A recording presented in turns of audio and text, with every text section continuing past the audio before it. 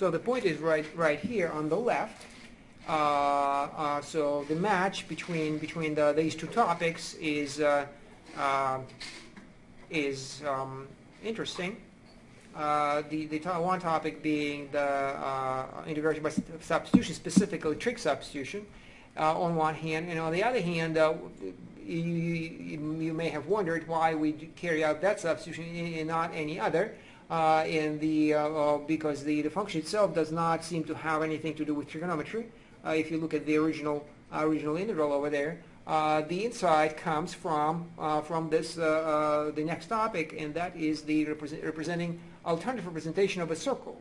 So the original representation of the circle is you see on the right in that implicit formula: x squared plus y squared is equal to 2 squared if the radius is 2.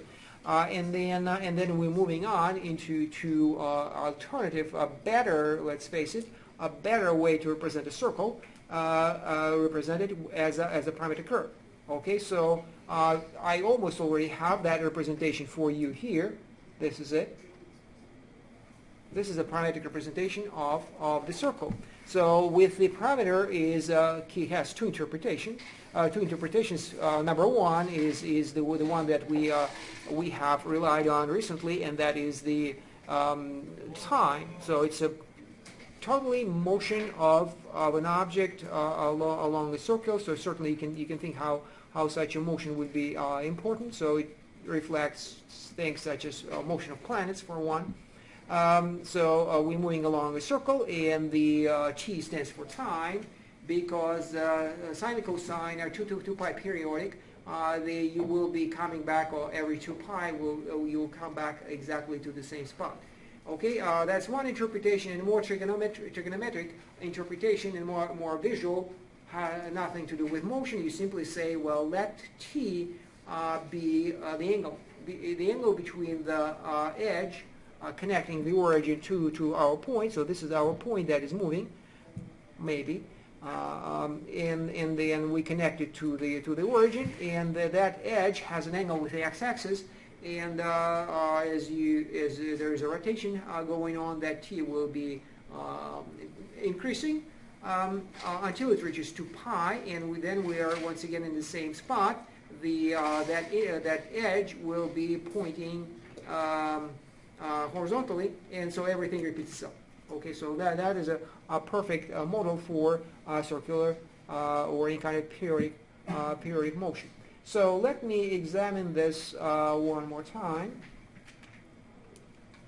So the circle. Well, circle is a parametric curve, or circle as a parametric curve.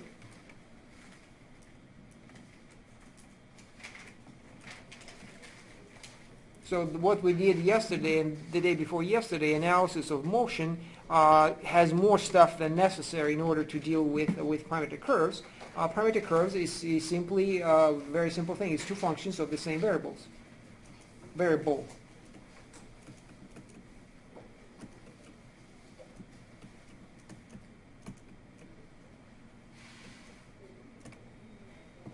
So we'll look at them in a more general way later. At this point, we're just looking at the circle. So x is equal to 2 cosine x, cosine t, and y is equal to 2 sine t. As I said, two functions of the same variable. Okay, two functions of the same variable, and altogether you have three variables happening. The two they are paired up in three ways. So that's what we did yesterday. Even though there was derivation, there were computations to finding, but the end result was these are three columns corresponding to each of the three variables, to each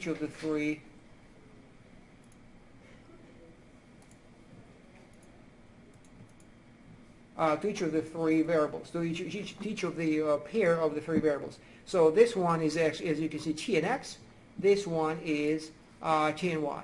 Okay, and then so these are the two functions there that exist. The only relation between them is t, and so which means that there is no relation, and they plot it entirely separately. The only common thing they have is the t-axis. So the horizontal axis in both of these is t.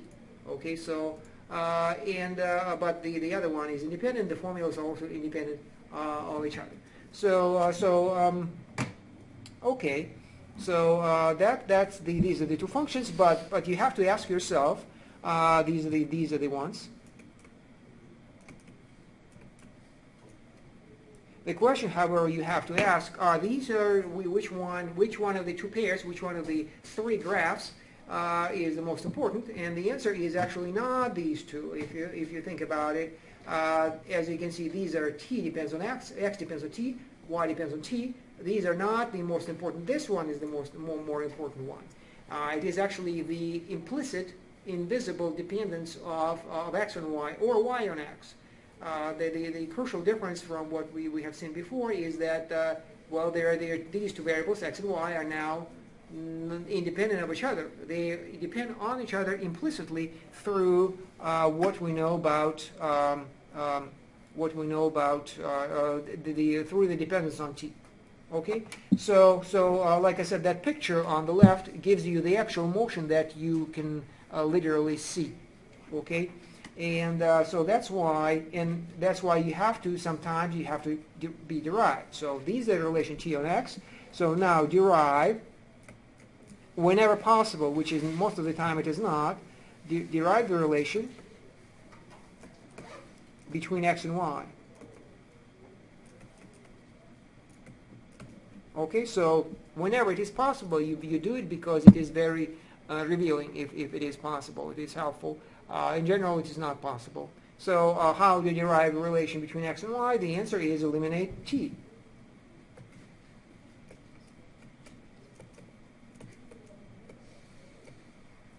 Eliminate t, and you can do it by substitution. So solve for t and substitute, which, however, does not work out well usually, but the trickier or more insightful way to do it is how do I eliminate t here?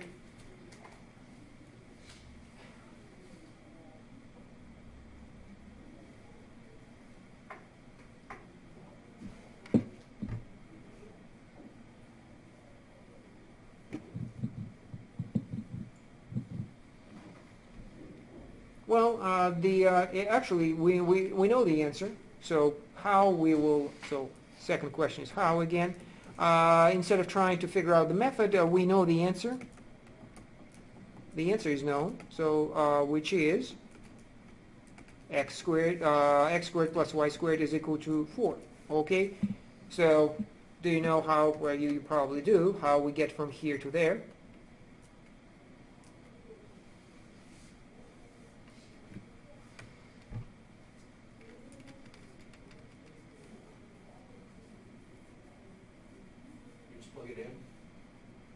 Plug in what? If you plug in, you can only solve for t and then plug in, but that would be kind of ugly. So it will have arc sine. It will involve arc cosine rather. So it will be like t is equal to x over arc cosine of x over 2, and then you plug it in, and you have y is equal to 2 sine arc cosine of x over 2. It is certainly a relation, but that's not what we want. It is the same relation, but it does not reveal what it is. We know x squared plus y squared is equal to 4, so we want to see it how we got it. So this is a composition of two functions. So nobody knows how to make that step, the green one, that arrow. Well, I mean, if you know the answer, it's not hard. You just square x, square y, and see what happens. So x squared plus y squared is equal to 2 cosine t squared plus 2 sine t squared. Okay, then what?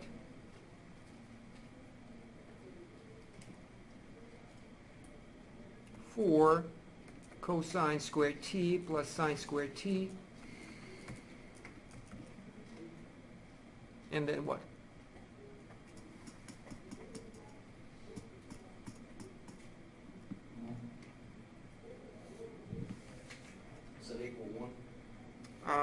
what's in, well, you tell me.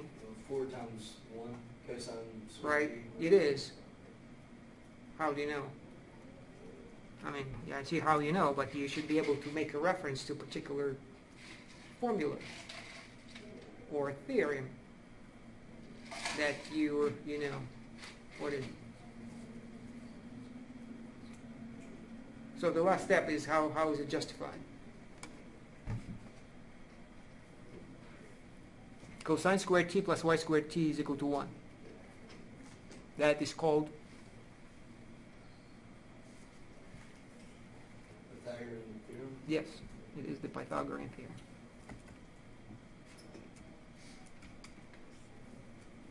Okay, so we just use some trigonometric results in order to make the last step, and we were lucky. It doesn't have to work out the same way for general parametric curves. However, in this particular case, we chose the curve that is on one hand manageable. That's how it is manageable, but it's also very important as it is to the circle. So we were able to eliminate the parameter. So that's what t is called.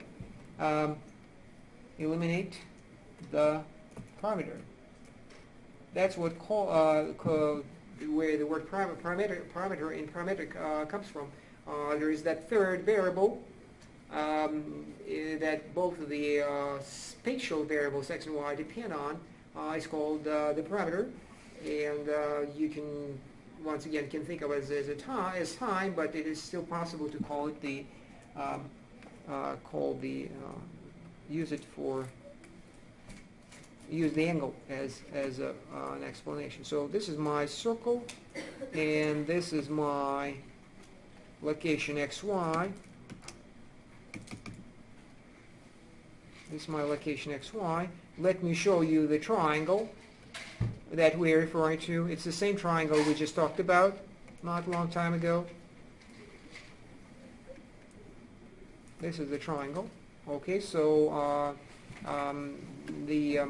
with the x-axis, on the x-axis this is x, this is y, 2 is my hypotenuse, and the angle is here.